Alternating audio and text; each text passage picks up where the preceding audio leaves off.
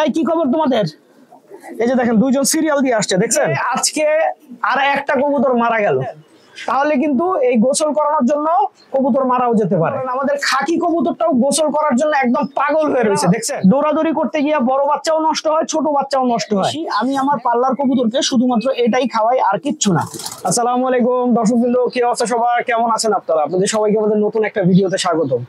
দর্শকবৃন্দ, খুব বেশি প্রেসারে দিন কাটতেছে, কারণ আমরা কবুতর পাল্লা দেওয়া শুরু করছি, কবুতরের পাল্লাও চলতেছে, আবার এর মধ্যে মনে করেন আপনার অন্যান্য যে কাজগুলা সেই কাজও সারতে হইতেছে, নিজের যে মনে করেন ব্যবসায়িক কাজ আছে সেগুলোও সারতে হইতেছে। বলতে পারেন খুবই খুবই প্রেসারে দিন কাটতেছে। এবং যখন আসলে সব দিক একসাথে হয়ে যায় তখন দেখা যায় আলটিমেটলি একদিক ছুটে যায়। তো ব্যাপারটা হচ্ছে কবুতর, থরের কবুতর গুলাকে অনেকদিন গোসল করায় নাই, কবুতর গুলা গোসল করার জন্য একদম পাগল হয়ে গেছে। আপনারা দেখেন এখানে আমাদের কবুতর গুলা কিভাবে শরীর টরিল ফুলিয়ে বসে আছে। এর কারণ হচ্ছে ওদের গোসল করা প্রয়োজন।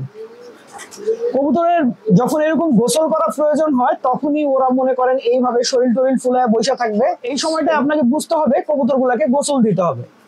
এবং গোসল দেওয়ার জন্য যে কাজটা আপনারা করবেন সেটা হচ্ছে যে থরের কবুতর তো মনে করেন বাচ্চা টাচ্চা আছে, ডিম না থাকা অবস্থায় কবুতরকে গোসল করালে সবচেয়ে ভালো।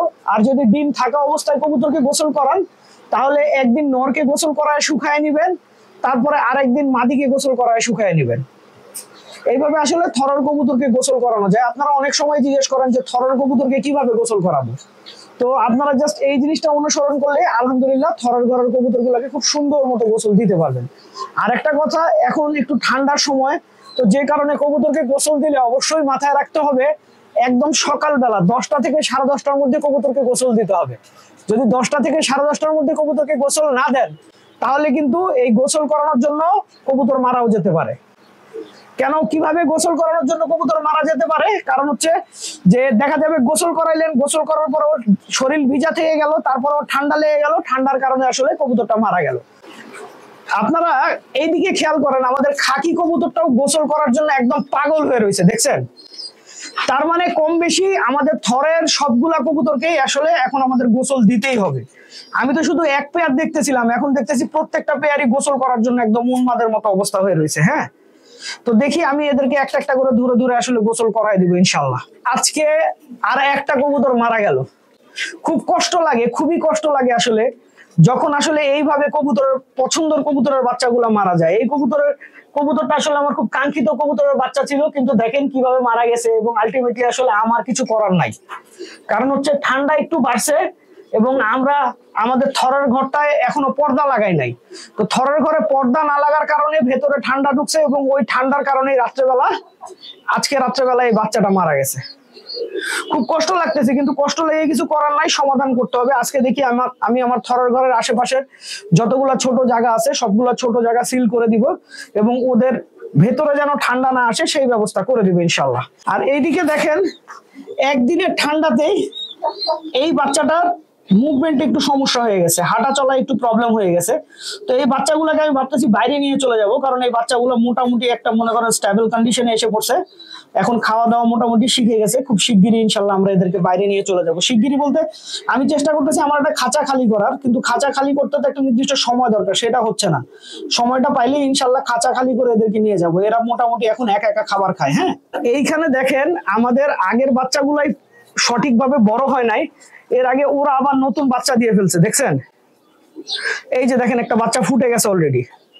তো এখন আমার আসলে এই বাচ্চাগুলোকে বাইরে নিয়ে যেতে হবে, না হলে ভাই দেখা যাবে কি আপনার মনে করেন যে এই ছোট বাচ্চাটা বাঁচবে না। আর শুধু যে ছোট বাচ্চাটা বাঁচবে না তা না, কবুতরের বাচ্চা ফুটলে ওরা অটোমেটিক আগের যে বাচ্চা আছে এদেরকে মনে করেন ধৈর্য অনেক পিটানি দেয়, এবং এই পিটানির কারণে কিন্তু আপনার দেখা যায় যে আলটিমেটলি এরা দৌড়াদৌড়ি করতে গিয়ে বড় বাচ্চাও নষ্ট হয়, ছোট বাচ্চাও নষ্ট হয়।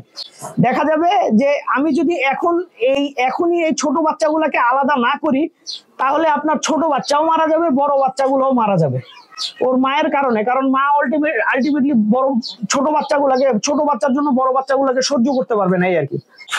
আর এইদিকে আমাদের ঘুঘু পাখিটা এইখানে ডিম পাইরা এইখানে ডিমে শেক দিতেছে, খুব সুন্দর ডিম শেক দিতেছে। তো ডিম শেক দিতেছে, দেখ সমস্যা নাই, যদি ওরা এখান থেকে বাচ্চা ফুটাইতে পারে তাহলে বাচ্চা ফুটাক, আমার কোনো আপত্তি নাই।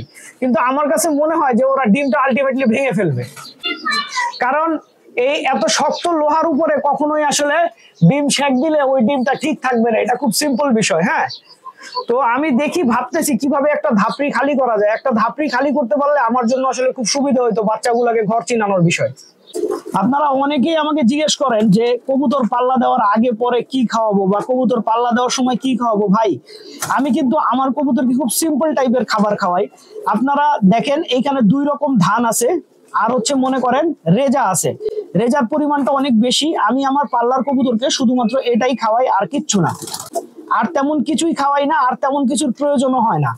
আর আমি এখানে আইসা দাঁড়ানোর সাথে সাথে 2 জন আইসা পড়ছে। এই কি খবর তোমাদের? এই যে দেখেন 2 জন সিরিয়াল দিয়ে আসছে, দেখছেন?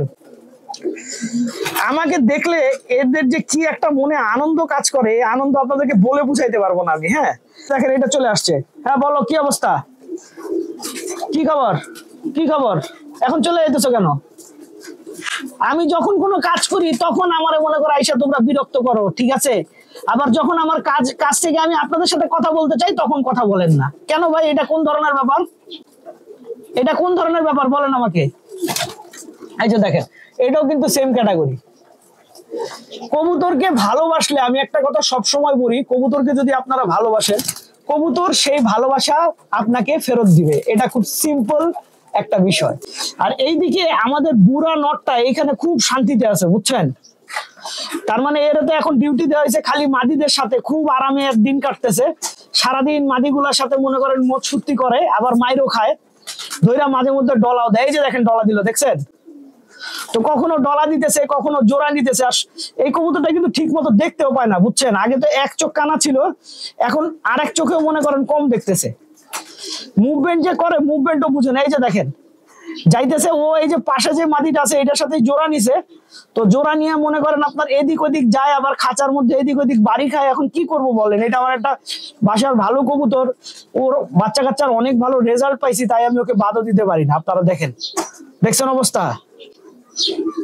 ঘুরতেছে, মাথা ঠিক নাই, কোন দিকে যাবে সেটাও বুঝে না, কি করবে সেটাও বুঝে না। থুতথুরা বুড়া থাকে না কিছু, এটা হচ্ছে থুতথুরা বুড়া। এখন যাই হোক, ভালোবাসার কবুতর, তাই সবকিছু আসলে মাইনা নেই। কবুতর পাল্লা দিলে হয় কি বুঝছেন, কবুতর খুব তাড়াতাড়ি ঘরে ঢুকে যায়। এটা একটা খুবই মজা, যে পাল্লা দিব তাড়াতাড়ি কবুতর ঘরে আসবে, ঘরে এসে তাড়াতাড়ি ভিতরে ঢুকে যাবে, কোনো ঝামেলা করবে না। এদিকে ওইদিকে যে নাটক তারা করে, এইসব নাটক তারা করে না, খুব সুবিধা।